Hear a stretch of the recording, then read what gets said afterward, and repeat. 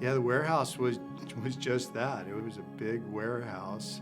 We kept expanding the building, finally put a balcony in it, and added more seats to it, and it was just packed out all the time. We could never do any productions that had an intermission because the ladies' room only had 3 stalls, and so we couldn't take a break.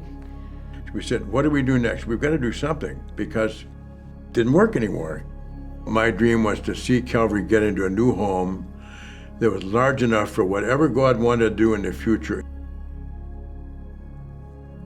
One day the mayor called me and said, Larry, can we have lunch? I want to show you something. He drove us by this building here, which had been vacant for 2 years, sort of a leftover from the Cold War. And he said, could you use this for a church? I said, well, I've never thought about building it. Let's look at it. I was amazed at the size of it. It was an industrial building. This is going to take some work. We also walked through the other side of the property, and I felt in my heart that that needed to be a Christian school. And so we had that dream of a Christian high school being here. When the January earthquake hit in 1994, we backed out. And the next day, a company in the valley that made computers rented the building. So the dream went away. For 4 years, we'd drive by on the freeway, and I'd say, God wants us to have that building. It'll come around again. I went to an elder meeting and they said, Larry, this is your dream, but that's not the dream of the people. How do they connect with it? That's just too big a reach. And so we took the wall of this warehouse we were in. We started writing names on there of people we wanted to pray for to meet the Lord. Within a matter of a month, I think there were 27,000 names on that wall. The reason we're getting a new building is because there are people who need to come here and meet the Lord.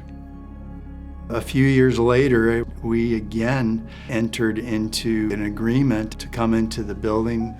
If we bought the property, Oaks Christian would buy half of the 35 acres. I remember John Stead saying to us, this will be the greatest project that you will ever work on. We had a Palm Sunday walk, just a wonderful parade from that building over to here, and we claimed this building. We were moving up, moving in. We're heading on to something new. And we all gathered together at the entrance where the double doors are now, and we had a prayer of consecration. There really was singing and dancing and clapping. And it was just so much fun to see this is really happening. The people who were managing the project said to me, we are not going to be there for Easter Sunday. It can't happen. We said, there's got to be a way. Rather than saying, oh, why not? We said, why not? Faith and foolishness are very close to each other, I think. There's just a line between them. A fine line is the God factor. Good Friday afternoon, the fire chief gave us permission to be here on Easter.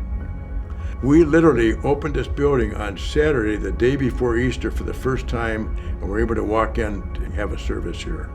But I remember standing in the lobby waiting for them to open the doors. And when they finally opened the doors, we all just sort of poured in, and the choir started singing. And it was pretty exciting.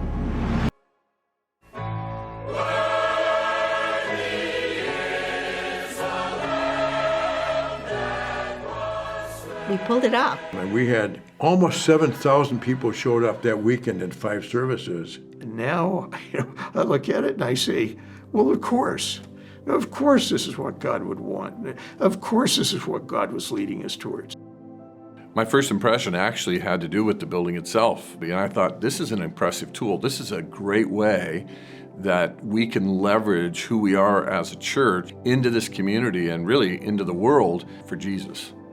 We all know that church is more than a building. The church is the people of God. And yet this building has become this beautiful place where God's people gather. They gather for worship, they gather to celebrate, they gather to grieve. This is a place where people receive help and healing, and a place where people are encouraged and challenged to follow after Jesus. This facility, in a lot of ways, it's a very moldable piece of clay. It is still becoming a continuing flexibility. I think of how we built the high school room out. We've seen spaces that were storage become worship areas for high school and middle school. And maybe one of my personal favorites is how we were able to create beautiful ministry space for our special abilities ministry. We can use this building over the years to come in flexible ways to keep flexing to the needs of our community and our world as generations change and adapt and the needs of our community change. I've seen that happen over the last several years, and I feel like we're poised and ready to watch God do that and to use this campus as a launch pad for ministry all around the globe. We're often, I think, the first stop. The community has recognized that. Especially as you go back to 2018 with the shooting at Borderline and then the fires.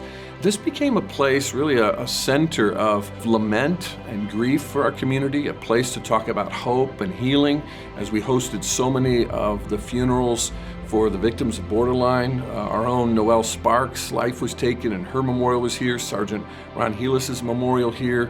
Even through the fires, we were able to help people. And so this became a place of hope and healing.